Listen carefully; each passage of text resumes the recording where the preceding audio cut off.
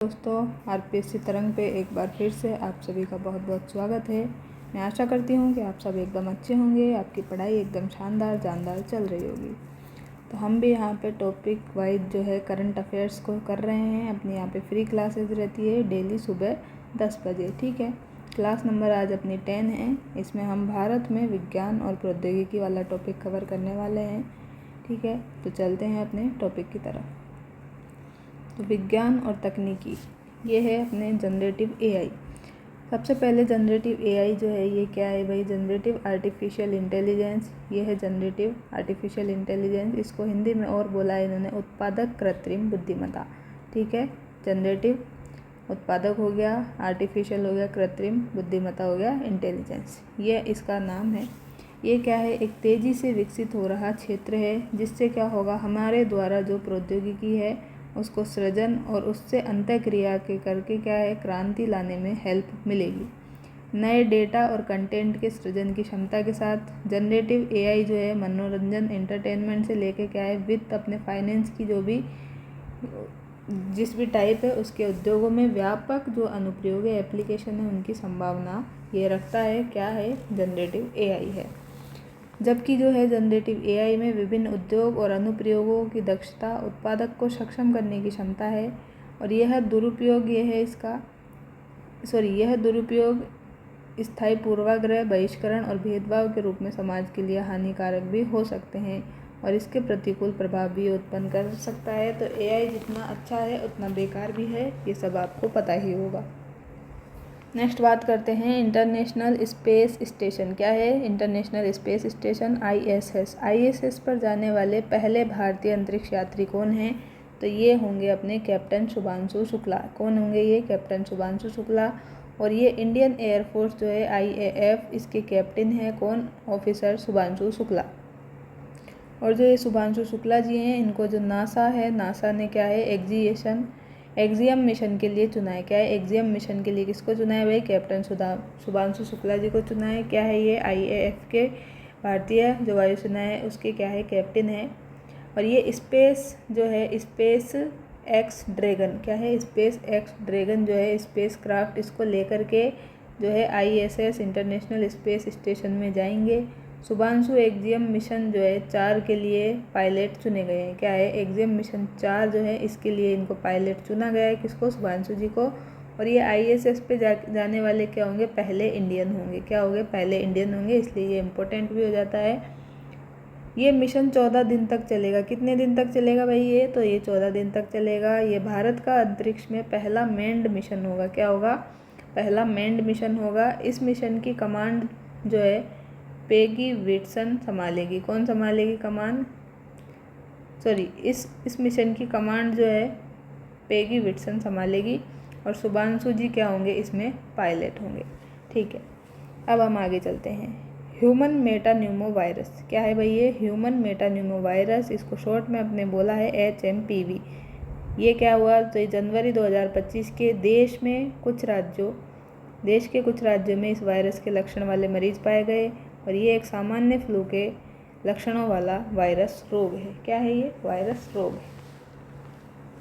अब इधर आ जाते हैं तो देविका। भाई देविका क्या है? तो देविका जो है पहली एआई सॉफ्टवेयर इंजीनियर है। क्या है? पहली एआई जो है सॉफ्टवेयर इंजीनियर है। कौन? देविका जी। और अमेरिका में पिछले महीने दुनिया का पहला जो एआई सॉफ्टवेयर है वो डेविन ने लॉन्च किया था। अब अमेरिका का तो किसने किया था भाई? डेविन ने कर दिया। लेकिन इसके जवाब में जो अपनी इंडियन ने भी स्टार्टअप स्टार्ट कर दिया और ओपन सोर्स पैशन प्रोजेक्ट जो है देविका बना दिया। क्या बना दिया? देविका बना दिया ओपन सोर्स पैशन प्रोजेक्ट। नाम के हिसाब से आप इसे विश्व की पहली एआई सॉफ्टवेयर महिला इंजीनियर भी कह सकते हैं। ठीक है, डेविन जो है अमेरिका वाले, डेविन का यह भारतीय संस्करण इंसानों के निर्देशों को समझ सकता है और निर्देशों के मुताबिक ये क्या कर सकता है? काम भी कर सकता है, रिसर्च भी कर सकता है, टारगेट हासिल करने के लिए ऑटोनोमस तौर पे ये कोड भी लिख सकता है। तो इतना सब कुछ इन्होंने कर दिया है डेविड जी ने। ये आपके ये इंस्ट्रक्शन भी समझ लेगा, उसके अकॉर्डिंग काम कर देगा, रिसर्च भी कर लेगा, टारगेट भी कर लेगा, सारे काम ये कर लेगा। ठीक है, अब आगे चलते हैं। तो धान की जो नई किस्म है भाई, धान की नई किस्म कौन सी आई है? 2090 वाली आई है। तो जो भारतीय कृषि अनुसंधान संस्थान है ICAR जो है, इसमें धान की अधिक उत्पादन होने वाली और कम समय में उगाई जाने वाली एक किस्म आई है 2090। तो इसकी विशेषता क्या है? यही विशेषता है कि अधिक तो उत्पादन करेगी लेकिन जल्दी से उग जाएगी, कम समय में ये उग जाएगी। किस्म नंबर 2090 है। किसकी किस्म है? धान की। और यह पूसा 44 की सुधरी हुई नस्ल है। पहले क्या थी? ये पूसा 44 होगी। तो पूसा 44 को थोड़ा सा इन्होंने मॉडिफाई करके क्या कर दिया है? ये किस्म 2090 स्थापित कर दी है। ठीक है, आगे चलते हैं। आगे क्या है? वैक्सीन R21/मैट्रिक्स-M। क्या है? वैक्सीन R21/मैट्रिक्स-M। इसको क्या है? WHO जो वर्ल्ड हेल्थ ऑर्गेनाइजेशन है उसने मंजूरी दे दी अपने विश्व स्वास्थ्य संगठन ने। किसको? वैक्सीन R21 को। अब ये वैक्सीन करेगी क्या? तो ये वैक्सीन करेगी जो अपने मलेरिया रोग है उसके खिलाफ ये WHO से क्या है? स्वीकृत दूसरे नंबर की वैक्सीन है। और इसका निर्माण किसने किया? तो निर्माण किया है ऑक्सफोर्ड यूनिवर्सिटी ने। किसने किया भाई निर्माण? ऑक्सफोर्ड यूनिवर्सिटी ने किया है भारतीय सीरम इंस्टीट्यूट के साथ मिलके। तो ऑक्सफोर्ड यूनिवर्सिटी प्लस भारतीय सीरम इंस्टीट्यूट, इन दोनों ने मिलके क्या किया है? इसका डेवलपमेंट किया है। किस रोग से बचाएगी? तो मलेरिया से बचाएगी। कौन सी वैक्सीन है? वैक्सीन R21/मैट्रिक्स-M। अब वापस इधर आ जाओ। तो इधर क्या है? Cancer vaccine. अब कैंसर वैक्सीन बनाने वाला दुनिया का पहला देश कौन सा बन गया है? तो ये बन गया है साहब रशिया। क्या बन गया है? रशिया, रूस ये पहला देश बन गया है जो कैंसर की भी वैक्सीन इन्होंने बना दी है। तो रूस जो है mRNA, क्या है? mRNA जो है इस पे आधारित कैंसर वैक्सीन वाली सफलता हासिल इन्होंने कर ली है। और कैंसर की गंभीरता को देखते हुए ये सदी की सबसे बड़ी क्या है? खोज है, क्योंकि कैंसर का इलाज वैसे संभव नहीं है। ठीक है, इसीलिए यहाँ पे क्या बोला है कि कैंसर की गंभीरता को देखते हुए ये सदी की क्या है? सबसे बड़ी खोज मानी जा सकती है।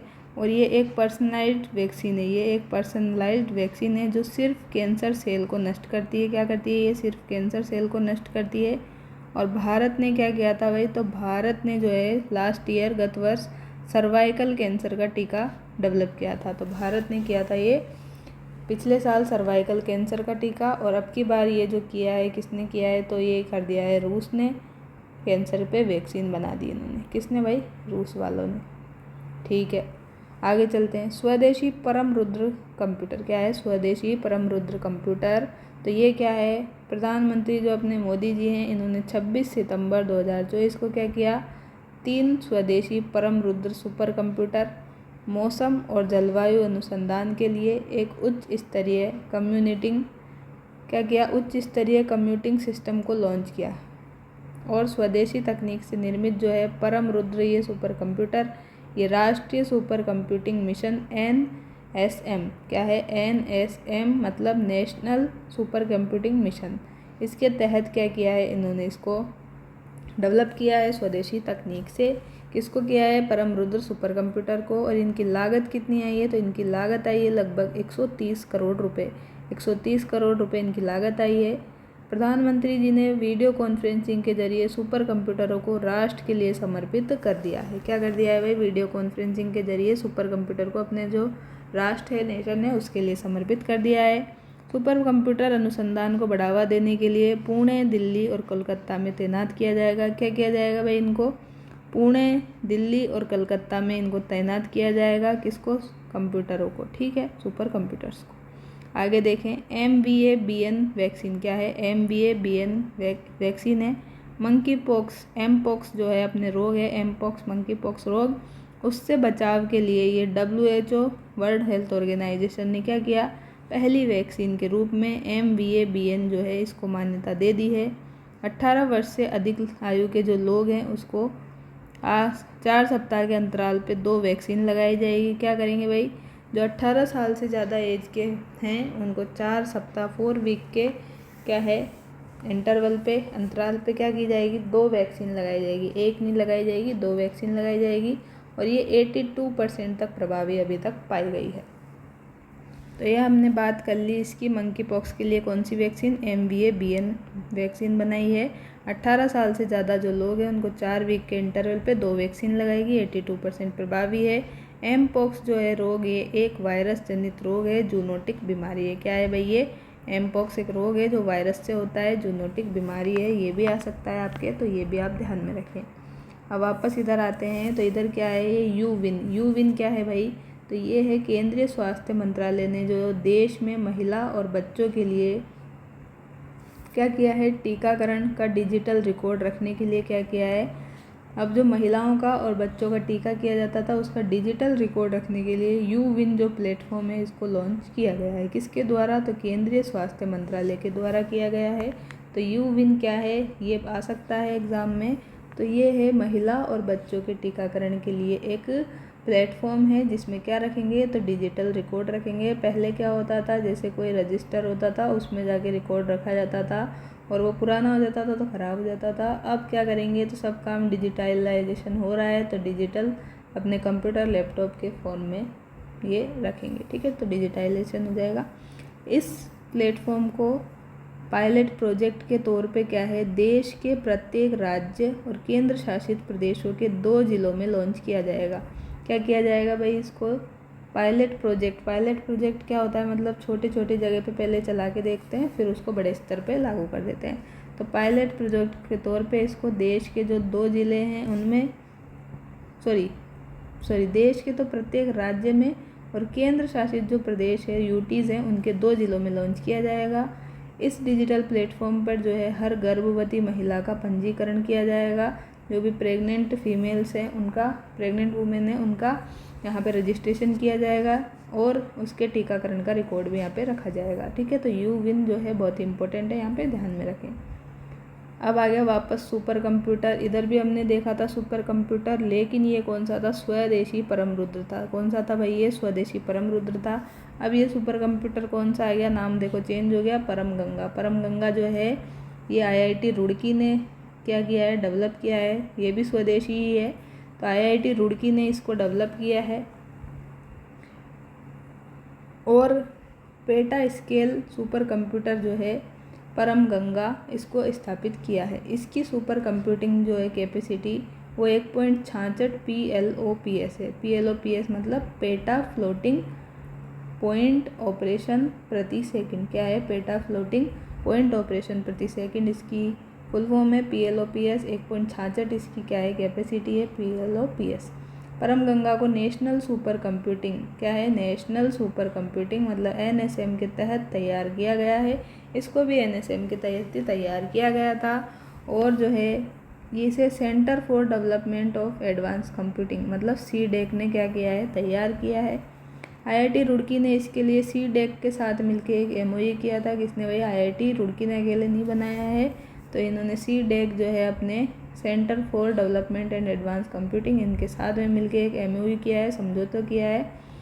इसके तहत जो है इंडियन इंस्टीट्यूट ऑफ साइंस, अब इंडियन इंस्टीट्यूट ऑफ साइंस कहाँ पे है? तो ये है अपने बेंगलुरु में। कहाँ पे है भाई ये? तो ये बेंगलुरु में है। नंबर 1 का ये अपने इंडिया में इंस्टीट्यूट है। तो अगर आपको कभी मौका मिले तो यहाँ पे ज़रूर जाके आइए, बहुत ही अच्छी जगह है पढ़ाई के लिए। ठीक है, बहुत अच्छा वातावरण है यहाँ का।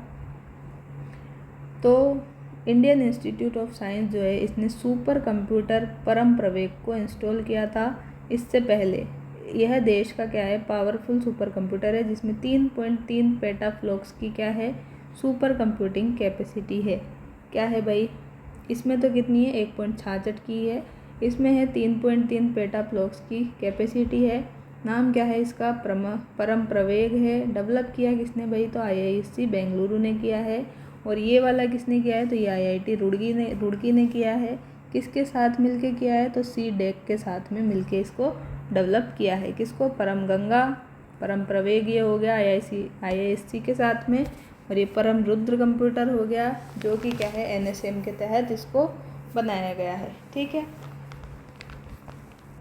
अब आगे देखिए, आगे क्या है? आगे है जनवरी 2025 में भारत ने क्या किया है भाई? भारत ने सौर ऊर्जा क्षमता को पार करके ऐतिहासिक जो है उपलब्धि हासिल कर ली है। तो कितने अपने गीगावाट ऊर्जा अपन ने हासिल कर ली है सौर ऊर्जा क्षमता में? तो ये है 100 गीगावाट। 100 गीगावाट हमने जनवरी 25 तक हासिल कर ली है।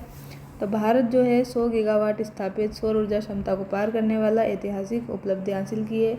इससे अक्षय ऊर्जा जो है, अक्षय ऊर्जा में विश्व में अपन अग्रणी नंबर पे आ गए हैं। ठीक है।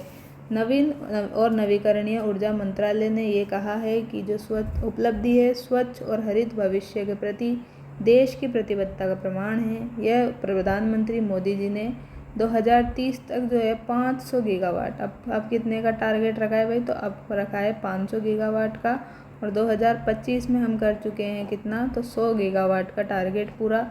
अब ये 500 गीगावाट जो है अपने को 2030 तक करना है, मतलब 5 साल बाद तक अपना ये 5 गुना यहाँ पे हो जाना चाहिए। तो 5 गुना मतलब 500 गीगावाट जो है गैर जीवाश्म ईंधन आधारित ये ऊर्जा क्षमता के महत्वाकांक्षी लक्ष्यों को साकार करने के लिए ये महत्वपूर्ण कदम है। ठीक है, इधर आइए फिर युद्ध क्षेत्र जो है निगरानी प्रणाली, युद्ध क्षेत्र निगरानी प्रणाली, इसकी शुरुआत जो है रक्षा मंत्री अपने राजनाथ सिंह है, इन्होंने अभी की है 24 जनवरी 2025 को।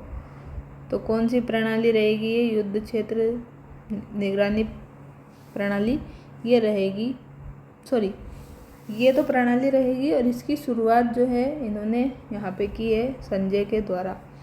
युद्ध क्षेत्र निगरानी प्रणाली संजय द्वारा क्या है, युद्ध क्षेत्र की पारदर्शिता में वृद्धि होगी। इसके द्वारा जो अत्याधुनिक जो है सेंसर भविष्य के युद्धों को बेहतर तस्वीर में सक्षम होगा, बेहतर तस्वीर देने में सक्षम होगा। तो ये बात अपने को ध्यान में होनी चाहिए।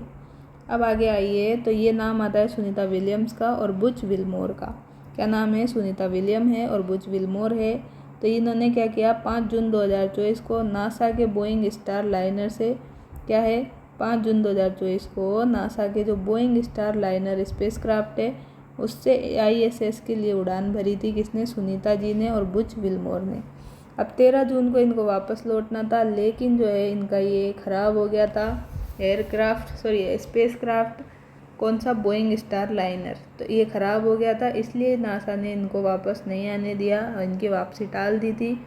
जबकि जो है स्पेसक्राफ्ट 7 सितंबर को ही वापस लौट आया था। ठीक है, फिर जो सुनीता जी है इनको वापस लेने भी गए थे, तो ये भी अभी बड़ी चर्चा में रहा था, तो वो भी चीज़ आप देख सकते हैं। अब देखिए हिल्सा, लाल और मुर्सान क्या है। हिल्सा, लाल और मुर्सान है भाई मंगल ग्रह पर क्रेटर्स के भारतीय नाम है। ये क्या है भाई, हिल्सा, लाल और मुर्सान मंगल ग्रह जो है उस पर क्रेटर्स के भारतीय नाम है। अब अहमदाबाद की जो फिजिकल रिसर्च लैब है, क्या है भाई, अहमदाबाद की फिजिकल रिसर्च लैब है, शॉर्ट में क्या लिखेंगे इसको, PRL, फिजिक्स रिसर्च लैब। इसने क्या किया है, वैज्ञानिकों ने मंगल ग्रह पर 3 जो है नए क्रेटर्स, मतलब गोल आकार के विशाल गड्ढे खोजे हैं। इनमें से जो एक क्रेटर है इसका नाम रख दिया इन्होंने क्या, पूर्व निदेशक जो थे देवेंद्र लाल, इनके नाम पे लाल रख दिया। और जो बाकी के 2 हैं उनका उत्तर प्रदेश और बिहार के कस्बों के नाम पे क्या रख दिया, मुर्सान और हिल्सा नाम रख दिया है। तो ये आपको ध्यान में होना चाहिए कि लाल, मुर्सान और हिल्सा क्या है, तो मंगल ग्रह पर क्रेटर्स के नाम है। अब किस तिथि को जो है पहला राष्ट्रीय अंतरिक्ष दिवस मनाया गया, तो ये मनाया गया है 23 अगस्त को। कब मनाया गया, 23 अगस्त को जो है अपना फर्स्ट नेशनल स्पेस डे मनाया गया है। चंद्रयान 3 की जो चंद्रमा के दक्षिणी ध्रुव पर ऐतिहासिक लैंडिंग हुई थी उसको 1 साल पूरा हो गया था, इसलिए अपन ने 23 अगस्त 2024 से इसके दिन क्या मनाया था, अपना पहला नेशनल जो है स्पेस डे मनाया था 23 अगस्त को। तो ये भी आप ध्यान में रखें। फिर है शिव शक्ति पॉइंट। शिव शक्ति पॉइंट ये है कि ये वो स्थान है जहाँ लैंडर जो है विक्रम, इसको सफलतापूर्वक उतारा गया था। तो शिव शक्ति पॉइंट क्या है, तो शिव शक्ति पॉइंट है ऐसा स्थान जहाँ पे विक्रम लैंडर जो है इसको सफलतापूर्वक उतारा था। यह अंतर्राष्ट्रीय खगोलीय संघ से मान्यता प्राप्त केंद्र है। कौन सा, शिव शक्ति पॉइंट।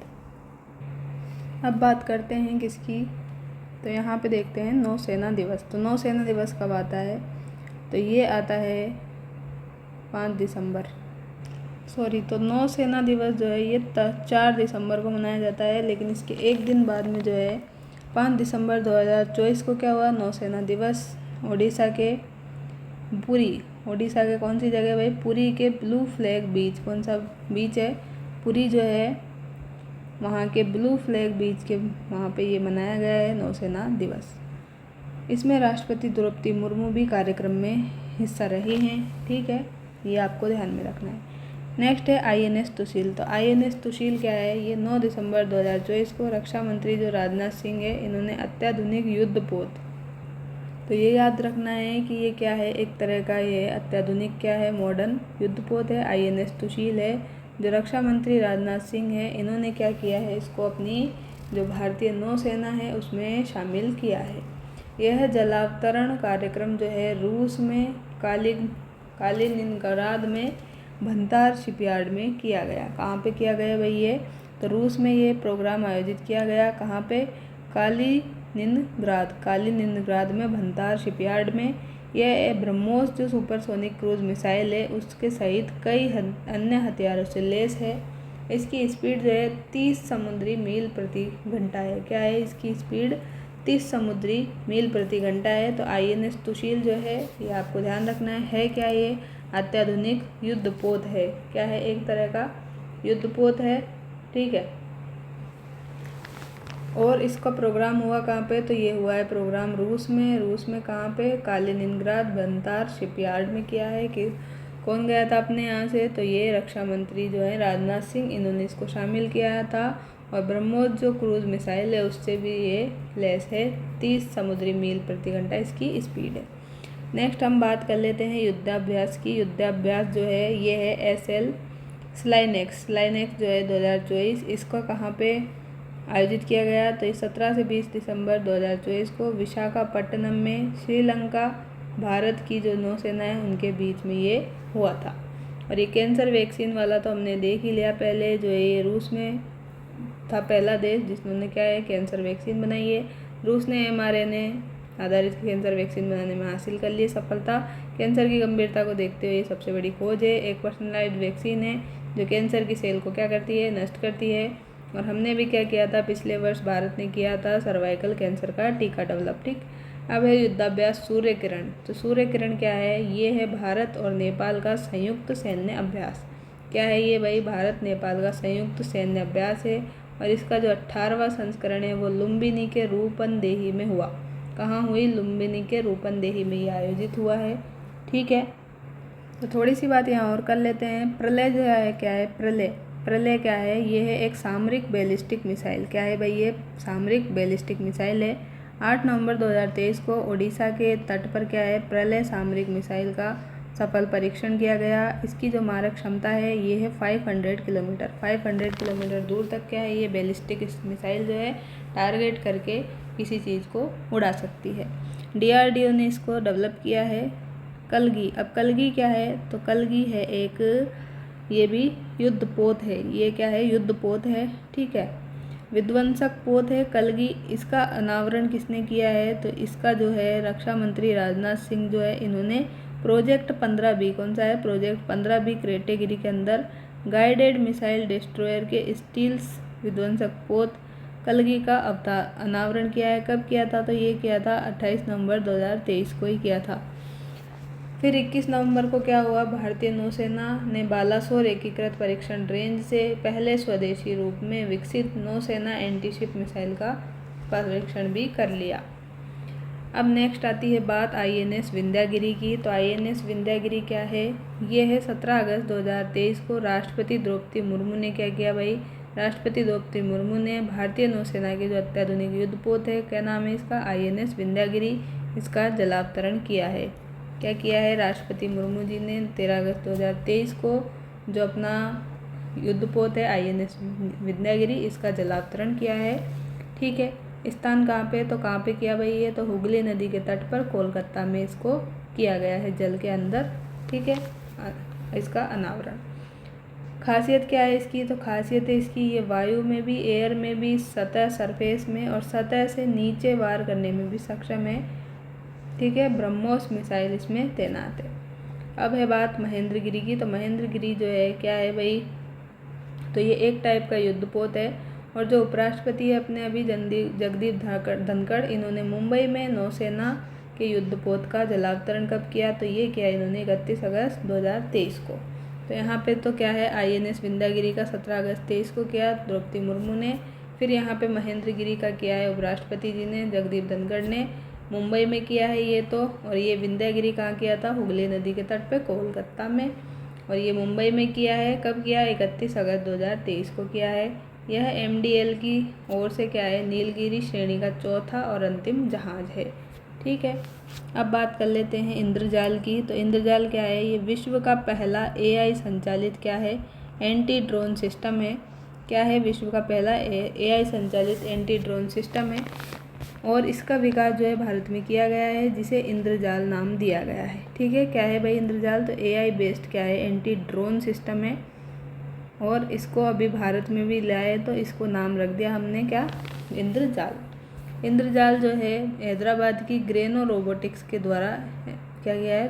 विकसित किया है। तो इंद्रजाल डेवलप किसने किया? हैदराबाद की ग्रेनो रोबोटिक्स जो कंपनी है उसके द्वारा किया गया है। आर्टिफिशियल इंटेलिजेंस द्वारा ये संचालित है क्या? इंद्रजाल। भारत में अपनी तरह की ये क्या है? पहली प्रणाली है। परमाणु प्रतिष्ठान, तेल रिंग और बड़े शहरों को ड्रोन खतरों से बचाने के लिए ये क्या है? सक्षम है। यह खतरों का पता लगाने, पहचानने, ट्रैक करने और 360 डिग्री जो रोटेट सुरक्षा सिक्योरिटी करने में सक्षम है। अब अपनी भारत की कुछ मिसाइलों के बारे में भी देख लेते हैं, एक नज़र यहाँ पे मार लेते हैं।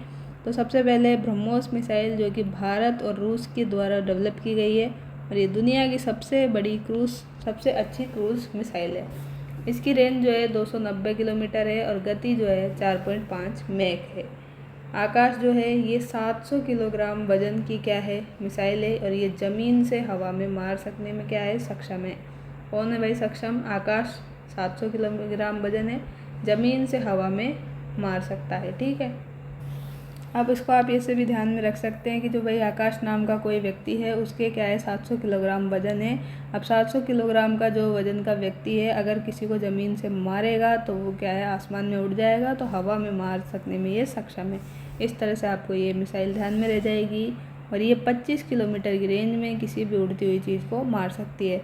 तो ज़मीन से इसको हवा में मारा तो ये उड़ते उड़ते कहाँ पहुँच गया? 25 किलोमीटर दूर जाके ये इंसान गिरा है। ठीक है, तो आकाश वाला तो बिल्कुल ईजी है, आपको याद ऐसे ही हो जाएगा। अब है अपनी नेक्स्ट मिसाइल अग्नि 5। तो अग्नि 5 तो पहले अपन नीचे से ही देखते हैं, यहाँ से अग्नि 1 से। तो अग्नि 1 जो है ये है, इसकी मारक क्षमता है 700 से 800 किलोमीटर। फिर अग्नि 2 आई तो इसकी मारक क्षमता हो गई अपने बढ़ा दी अपन ने 2000 किलोमीटर कर दी। फिर अग्नि 3 आई, इसकी कितनी हो गई? तो ये कर दी अब अपन ने 2000 से बढ़ाकर 3500 किलोमीटर। और ये क्या है? तो ये एडवांस्ड कंप्यूटर नेविगेशन सिस्टम से लेस है। मिसाइल जो है 1.5 टन तक पेलोड ले जा सकती है। ठीक है, और ये जो है अपने ज़मीन से ज़मीन पे ये क्या है? वार कर सकती है। ठीक है, तो अग्नि कैसे? अग्नि ज़मीन पे ही अपन जलाते हैं, हवा में तो नहीं जलती है। तो हवा में नहीं जलती तो ज़मीन पे ही जलती है। तो अपने ज़मीन से जुड़े रहना है, तो ज़मीन टू ज़मीन। ठीक, ज़मीन टू ज़मीन, सरफेस टू सरफेस मिसाइल है ये अग्नि 3। फिर अग्नि 4 बनाई अपन ने। अग्नि 4 में क्या किया भाई? यहाँ 3500 था, 500 किलोमीटर और बढ़ा दी रेंज, तो 4000 किलोमीटर से ज़्यादा दूरी तक ये भी ज़मीन से ज़मीन पे मार करने में सक्षम है। यहाँ भी अग्नि है तो यहाँ भी ज़मीन से ज़मीन है। फिर अग्नि 5 बनाई। तो अग्नि 5 में 4000 से बढ़ा के अपन ने 5500 किलोमीटर तक इसकी मारक क्षमता कर ली। ये इंटरकॉन्टिनेंटल क्या है? बैलिस्टिक मिसाइल है। तो अग्नि 1 में क्या देखा? 700 से 800 थी। फिर 2 में अपन ने 2000 कर दी। 3 में अपन ने 3500 कर दी। 4 में 4 आ रहा है तो 4 से ये 4000 कर दी। 5 में अपन ने क्या किया? 5 से देखो ये 5000 5500 हो गई। तो इस तरह से क्या है? आपको ध्यान भी रह जाएगा। अब यहाँ भी देख लीजिए, यहाँ 2 है तो यहाँ पे 2000 करी थी। अब यहाँ पे ये नहीं देखना कि 1 है तो 1000, तो 1 है तो सबसे कम 700 से 800 है। और इधर 3 थी तो 3 में क्या था? 3500 था, ना कि 3000। तो इसको ध्यान से देख ले। इनसे क्वेश्चन पूछा जा सकता है क्योंकि वो आपके रक्षा प्रौद्योगिकी जो है डिफेंस सिस्टम, इनको वहाँ पे देख सकता है कि आपको पता है रेंज या नहीं है, क्या है, सरफेस टू सरफेस है, एयर टू सरफेस है। तो ये सब कुछ आपको देखना पड़ेगा। निर्भय क्या है? ये भारत की सब सोनिक क्रूज़ मिसाइल है। क्या है भाई? सब सोनिक क्रूज़ मिसाइल है। ये जो है ठोस रॉकेट मोटर बूस्टर के साथ टर्बोफेन इंजन इसमें लगा है। किसमें भाई? निर्भय मिसाइल में। और इसकी रेंज जो है 800 से 1000 किलोमीटर तक है। कितनी है इसकी रेंज? तो 800 से 1000 किलोमीटर तक है इसकी रेंज। किसकी भाई? निर्भया मिसाइल की। और ये क्या है, सब सोनिक क्रूज मिसाइल है, सब सोनिक क्रूज मिसाइल है। और नाग, अब नाग क्या है, तो नाग की है 4000 किलोमीटर रेंज। कितनी रेंज है इसकी, 4000 किलोमीटर की रेंज है नाग की। और ये 42 किलो तक का वज़न जो है मिसाइल फायर और फॉरगेट के आधार पर काम करती है। ये ज़मीन से ज़मीन और हवा से ज़मीन। अब ज़मीन से ज़मीन तो है ही भाई, ज़मीन पे भी ऐसे याद रखो कि ज़मीन से ज़मीन पे क्या चलते हैं, नाग चलते हैं, ठीक है, नाग चलते हैं ज़मीन से ज़मीन पर कुछ जो है आपने देखे होंगे कि जो सांप है उड़ते भी हैं, ऐसा भी बोलते हैं। तो सांप जो है हवा से उड़ा और ज़मीन पे आके गिर गया, तो हवा से ज़मीन, तो ये नाग आपको ध्यान रह जाएगा ऐसे। अब इसकी क्या है, तो इसकी रेंज याद रखनी है 4000 किलोमीटर। अब अगर आपको कोई नाग दिख जाए तो आप क्या है 4 बार भाग जाएंगे, तो 4 किलोमीटर दूर तक भागेंगे, तो 4 किलोमीटर इसकी रेंज है। सॉरी फ्रेंड्स, यहाँ पे थोड़ा सा अपने को करेक्ट करना होगा, ये 4000 किलोमीटर ना हो के क्या है 4 किलोमीटर ही है। तो 4 किलोमीटर की इसकी रेंज है, ये आपको याद रखना है नाग की, ठीक है। 4 किलोमीटर की रेंज है। नाग अगर अपन देख लेते हैं तो अपन वो 4 किलोमीटर दूर भाग जाते हैं डर के। अब किसी किसी को नाग से डर नहीं लगता, तो याद करने के लिए डर जाइए और 4 किलोमीटर दूर भाग जाइए। और 42 किलोमीटर इसका वज़न है और ज़मीन से ज़मीन पे चलता है नाग। और कुछ नाग जो हैं अपने हवा से ज़मीन पे भी चलते हैं, ऐसे आपको ध्यान में रखना है। अब नाग जो मिसाइल है ये तो अपन ने देख ली। अब इसके बाद में एक और आ गई थी नाग MK2। तो नाग MK2 जो मिसाइल है ये क्या है 230 मीटर प्रति सेकंड की रफ्तार से क्या करती है, अपने वार करती है टारगेट पे। नेक्स्ट है पिनाका गाइडेड हथियार प्रणाली। क्या है, पिनाका गाइडेड हथियार प्रणाली। ये प्रणाली जो DRDO है इसने डेवलप की है। और ये उड़ान परीक्षण जो है पिनाका हथियार प्रणाली के सभी चरणों के उड़ान परीक्षण जो है नवंबर माह 2024 में पूरे कर लिए गए हैं। अब कुछ चीज़ें और देख लेते हैं जो कि इम्पोर्टेंट है। तो सबसे पहले देखते हैं बाराकुंडा। तो बाराकुंडा क्या है भाई, तो बाराकुंडा है भारत की क्या है, भारत की ये सबसे तेज़ इलेक्ट्रिक नाव है। क्या है, भारत की सबसे तेज़ इलेक्ट्रिक नाव है ये, क्या है, बाराकुंडा। और ये जो है बाराकुंडा नाम इसका किसके नाम पे रखा है, तो ये एक मछली है उसके नाम पे ये नाम रखा गया है। तो मछली के नाम पर ये रखा गया है बाराकुंडा इसका नाम इलेक्ट्रिक नाव का। और ये जो है क्या है, एक बार अगर आप इसको चार्ज करेंगे, किसको भाई, बाराकुंडा को, तो एक बार अगर आप इसको चार्ज करेंगे तो आप इसको ले जा सकते हैं कहाँ तक, 12 समुद्री मील तक। कहाँ तक, 12 समुद्री मील की दूरी तक आप इसको ले जा सकते हैं, किसको, बाराकुंडा नाव को। और इलेक्ट्रिक नाव है ये। और इसकी लॉन्चिंग कहाँ पे की गई है, तो इसको लॉन्च किया गया है अपने अल्लापूजा में। कहाँ पे भाई, अल्लापूजा में। इसको अल्लापूजा में क्या है, इसको लॉन्च किया गया है पनावली यार्ड में। क्या है, पनावली यार्ड में अल्लापूजा में इसको लॉन्च किया है बाराकुंडा को। अब यहाँ पे हम देख लेते हैं क्या क्या देखें आप, अग्नि प्राइज। क्या देखें, अग्नि प्राइम क्या है, तो ये एक टाइप की क्या है, मिसाइल है। ये भी कौन सी मिसाइल है, ये बैलिस्टिक मिसाइल है, बैलिस्टिक मिसाइल है अग्नि प्राइम। और ये कब लॉन्च की गई, तो ये की गई थी 3 अप्रैल 2024 को। तो 3 अप्रैल 2024 को ये लॉन्च की गई। कहाँ से की गई थी, जो तो उड़ीसा का कौन सा तट है, तो उड़ीसा का है APJ, क्या है, APJ अब्दुल कलाम। तो अब्दुल कलाम जो द्वीप है उड़ीसा का, वहाँ से ये क्या की गई है, इसका टेस्ट किया गया है, किसका, अग्नि प्राइम का। और इसकी रेंज क्या है, तो इसकी रेंज है 1000 से लेके कितनी, 1000 से 2000 किलोमीटर की इसकी रेंज है। और ये जो है एडवांस डिज़ाइन है, जिससे क्या है सड़क रेल से भी ट्रांसपोर्ट किया जा सकता है। ठीक है, तो ये आपको पता चल गया अग्नि प्राइम के बारे में, बाराकुंडा के बारे में। और हम देख लेते हैं कुछ चीज़ें और जो कि इम्पोर्टेंट होगी आपकी एग्ज़ाम की दृष्टि से। तो प्रोजेक्ट कुशा क्या है, तो प्रोजेक्ट कुशा जो है एक रक्षा प्रणाली को बनाने के लिए एक प्रोजेक्ट है। क्या है, प्रोजेक्ट कुशा। ये अपने जो केंद्र सरकार है, क्या है, केंद्र सरकार, उन्होंने क्या किया भाई, 3 वर्षों में 3 ईयर्स में क्या किया है, देश का जो वायु प्रणाली सिस्टम था, वायु सुरक्षा प्रणाली सिस्टम जो था उसमें क्या करा है, उसको अभेद्य बनाने के लिए क्या किया है, प्रोजेक्ट कुशा को तैयार किया है। वर्ष 2022 में क्या मिली थी इसको मंजूरी, प्रोजेक्ट कुशा को, ठीक है। और DRDO ने क्या किया था, तो DRDO ने यहाँ पे आयरन डोम जो है तैयार किया है। क्या किया है, आयरन डोम DRDO ने तैयार किया है, जो क्या करेगा, अपनी यहाँ पे रक्षा करेगा, ठीक है। और ये जो डोम रहेगा ये इजरायली जो आयरन डोम है, कौन सा, इजराइल का भी जो आयरन डोम है उससे भी क्या होगा, पावरफुल होगा। इजरायली आयरन डोम से ये क्या होगा, पावरफुल होगा, ठीक है। तो बस आपको यही याद रखना है कि प्रोजेक्ट कुशा जो है केंद्र सरकार ने अपने शुरू किया है देश की वायु रक्षा प्रणाली को और भी बेहतर बनाने के लिए। 2022 में मंजूरी दी थी और DRDO इसको तैयार कर रहा है आयरन डोम को। तो ये अपन ने यहाँ पे देख ही लिया है। और आप एक ये याद रख सकते हैं कि जो ब्रह्मोस मिसाइल है अपनी, ठीक है, कौन सी मिसाइल है, ब्रह्मोस जो मिसाइल है, इसको अपने यहाँ से ख़रीदने के लिए क्या है, ब्रह्मोस मिसाइल सिस्टम को ख़रीदने वाला क्या बन गया है, पहला विदेशी ग्राहक कौन बना है भाई, तो पहला विदेशी ग्राहक है जो क्या है, अपनी ब्रह्मोस मिसाइल को ख़रीदने में इंटरेस्टेड है।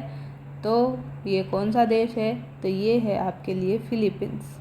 तो फिलीपींस ने यहाँ पे इंटरेस्ट दिखाया है कि अपन से क्या ले लेगा, ये ब्रह्मोस मिसाइल।